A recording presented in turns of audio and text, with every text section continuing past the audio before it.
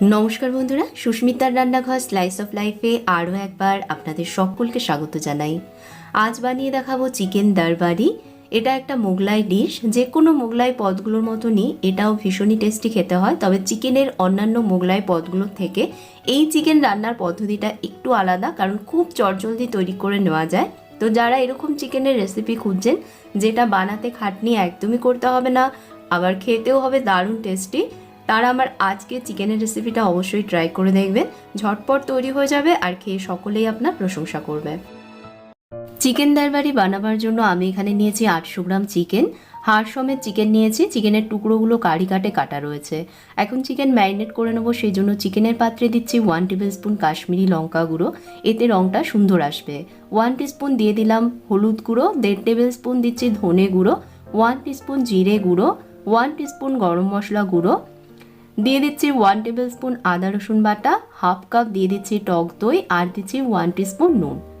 এবার চিকেনটাকে সমস্ত উপকরণের সাথে মেখে নিতে হবে। খুব ভালোভাবে চিকেনটাকে মেখে নিচ্ছি, আমি হাত দিয়ে মেখে নিচ্ছি।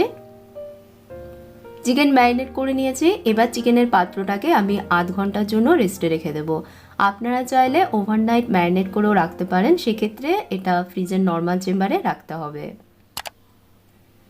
এখানে নিয়েছি 20-25টা আমন্ড, বাদামের খোসা ছাড়িয়ে নিয়েছি। বাদামগুলোকে 10 মিনিটের জন্য গরম জলে ভিজিয়ে রাখবেন, দেখবেন সহজেই খোসা ছাড়িয়ে নিতে পারবেন। এবার বাদামগুলোকে আধ ভাঙা করে গুঁড়ো করে নেব। আমি হামলদিস্তায় কাজটা করছি, মিক্সিতে গুঁড়ো না করাই ভালো। এগুলোকে একদম মিহি করে গুঁড়ো না করে এরকম একটু দানাদার মানে আধ ভাঙা করে গুঁড়ো করবেন, তাহলে পরে গ্রেভিতে যখন মুখে পড়বে বাদামের টুকরোগুলো তখন দেখবেন অনেক ভালো খেতে লাগবে। এবার একটা কড়াইতে হাফ কাপ তেল গরম করে নিচ্ছি। রান্নাটা আমি সাদা তেলে করছি।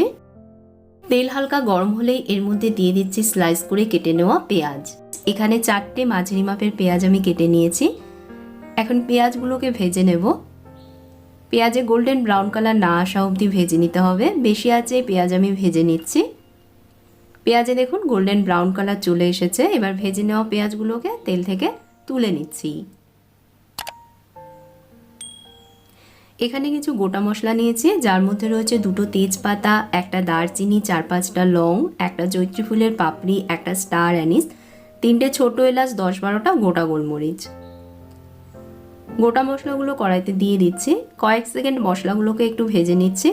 মশলার ফ্লেভার তেলে সুন্দরভাবে মিশে গেলে ম্যারিনেট করে নেওয়া চিকেন এর মধ্যে দিয়ে দিচ্ছি। এখন হাই আছে চিকেন রান্না করতে হবে, যেহেতু দই নুন এসব দিয়ে চিকেন ম্যারিনেট করা রয়েছে। চিকেন থেকে দেখবেন বেশ অনেকটা জল ছাড়বে। জল না শুকনো অবধি চিকেনটাকে হাই আছে রান্না করতে হবে।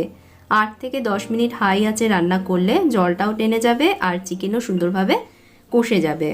তো 8-10 মিনিট হাই আছে এটাকে রান্না করেছি। চিকেন থেকে যতটুকু জল রিলিজ হয়েছিল তার অনেকটাই দেখুন শুকিয়ে গেছে। এখন কড়াইতে ঢাকনা চাপা দিয়ে আরও 3 থেকে 4 মিনিট মাঝারি আছে এটাকে রান্না করব, যাতে চিকেন থেকে তেল রিলিজ হয়।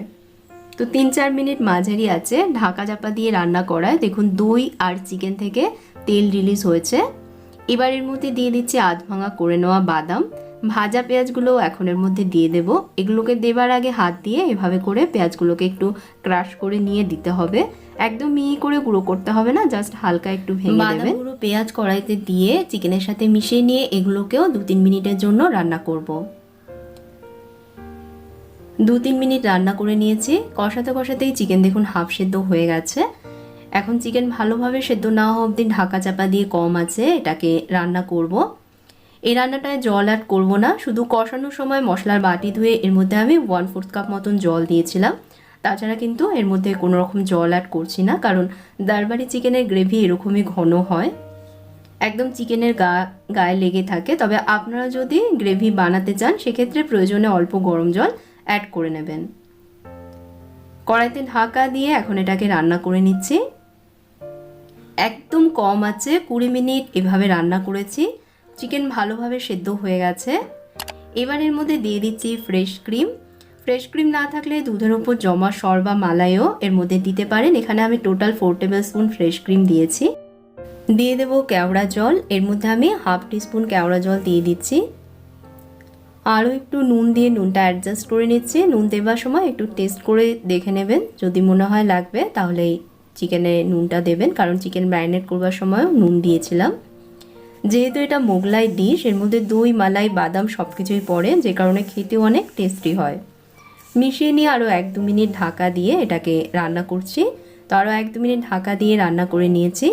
ব্যাস, তাহলেই তৈরি হয়ে গেল আঙুল চেটে খাবার মতন দারবারি চিকেন। এই রেসিপিটা অবশ্যই একবার ঘরে ট্রাই করে দেখবেন, এমনকি অতিথি আপ্যায়নেও আপনারা বানিয়ে ফেলতে পারেন, দেখবেন সকলেই আপনার খুব প্রশংসা করবে। আর ভিডিওটা কেমন লাগলো কমেন্ট করে জানাতে ভুলবেন না। ভালো লেগে থাকলে প্লিজ একটা লাইক দেবেন, ভিডিওটা আপনাদের বন্ধু পরিবারের সাথে শেয়ার করবেন, এবং আমার চ্যানেলে নতুন বন্ধু হয়ে থাকলে অবশ্যই চ্যানেলটাকে সাবস্ক্রাইব করবেন। সাবস্ক্রাইব করবার সাথে সাথে পাশের বেল আইকনে প্রেস করতে ভুলবেন না। আপনারা ভালো থাকবেন, ভালো রাখবেন। ধন্যবাদ।